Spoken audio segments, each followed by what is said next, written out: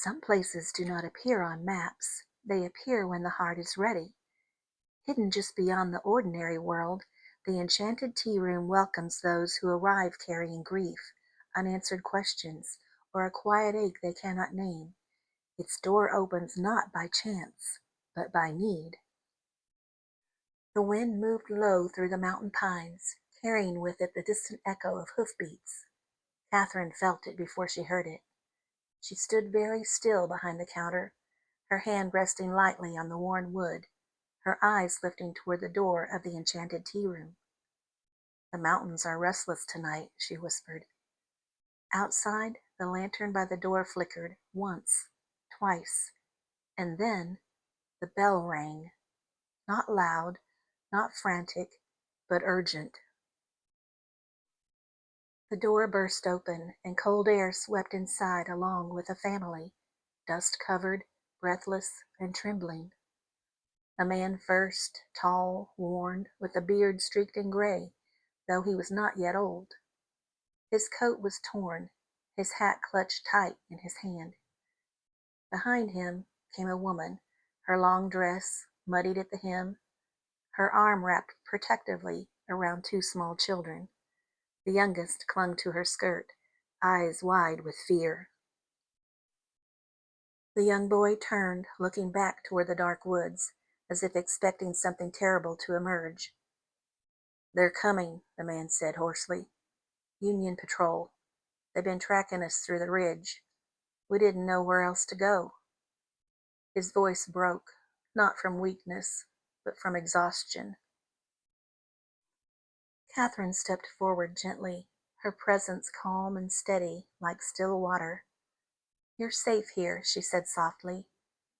The words seemed simple, but something in the room shifted when she spoke them. The wind at the door quieted, the lantern steadied. Even the trembling in the children began to ease. Karen had brought fresh pastries from the kitchen on a tray, as though she had known they would come.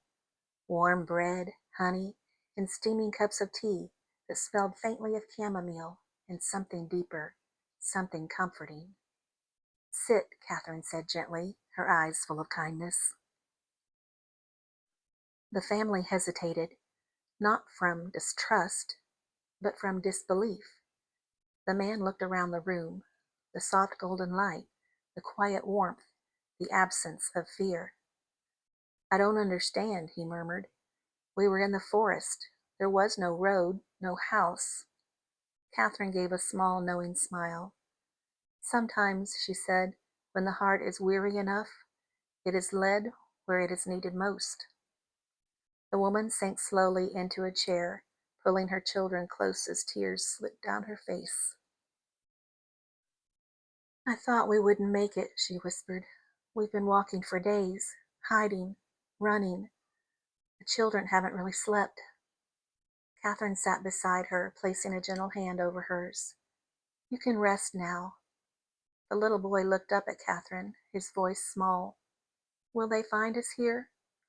Catherine met his eyes, steady and sure. "No," she said, and somehow that was enough. In the garden behind the tea room, Beulah moved quietly among the herbs, her hands brushing over lavender, rosemary, and mountain mint. She paused, looking toward the distant ridge beyond the trees. The sound of hoofbeats had reached her too, but they did not come closer. Instead, the path shifted, the forest thickened, and where the tea room stood, there was now only shadow and silence to those who searched with fear in their hearts. Beulah smiled softly.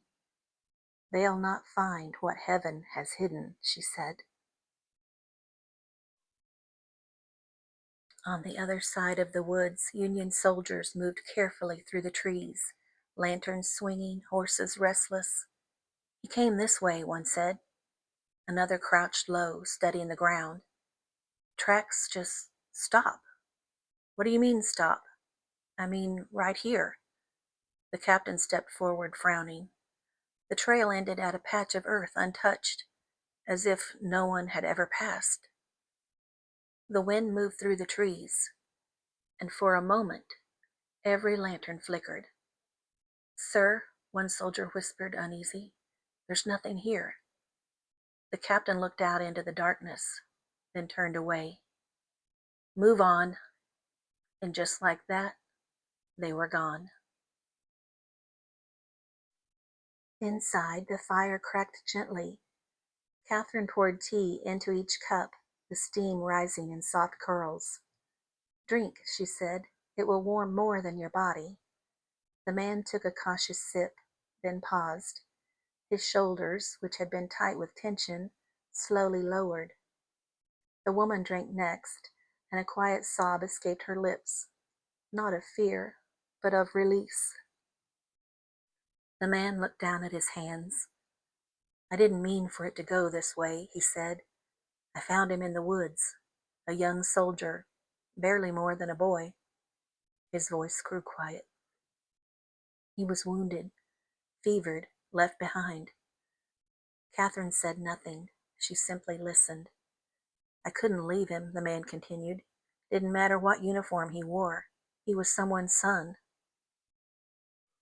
"We hid him," he whispered, "for 3 days. My wife tended his wounds, fed him, we prayed over him. When he was strong enough, I led him through the ridge trails, showed him a path that would take him far from the fighting." He swallowed hard. "But someone saw or told, and now they say I aided the enemy." The room fell still. The fire cracked softly. "They've been hunting us since yesterday," he said. "Said they'd hang me for it."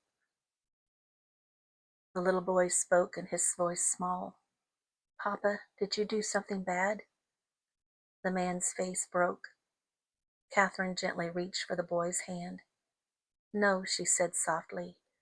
"Your father did something brave." The man looked up at her, eyes filled with both pain and disbelief. "I may have doomed my family," he said. Catherine's gaze was steady. "Or you may have saved a life that heaven will remember forever." The children curled close together, their eyes growing heavy. "What is this place?" the man whispered. Catherine stood across from him, her hands folded softly. "It is a place for the weary," she said, "a place where time rests and fear cannot follow." He looked into his teacup again, then back at her. "I don't deserve this kind of mercy," he said quietly. Catherine's eyes softened.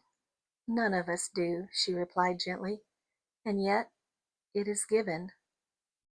Hours seemed to pass, or perhaps only moments.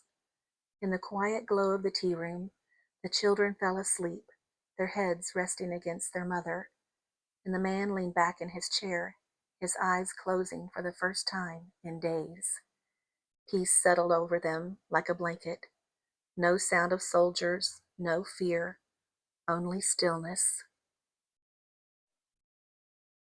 At dawn, soft light filtered through the windows. The family stirred. For a moment, they seemed unsure of where they were. Then the memory returned, and with it, something they had not felt in a long while. Hope. Peace. The man stood looking around.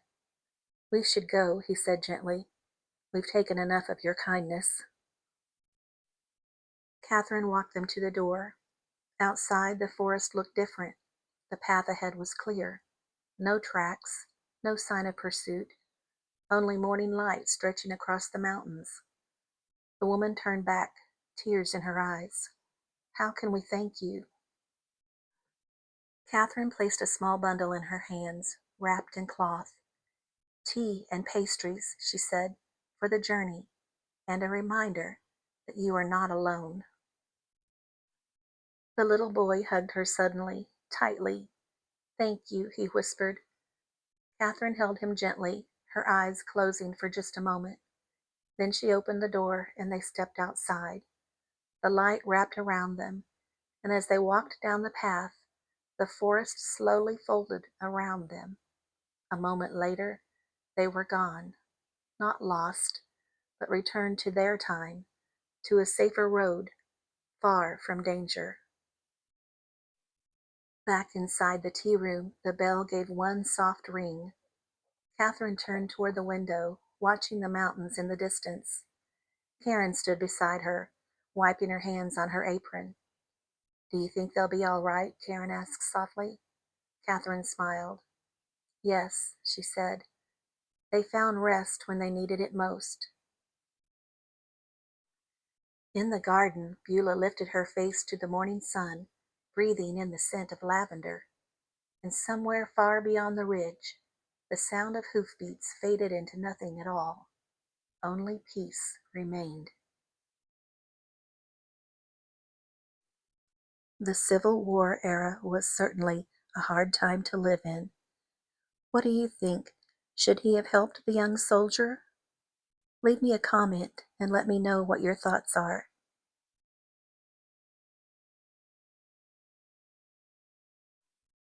If you enjoyed this story, you're always welcome to come back. Like and subscribe so the tea room finds you again, and the Enchanted Tea Room will meet you here again for the next story. Share with someone that you think will enjoy this story also. And until next time, the kettle will be warm and the table will be waiting.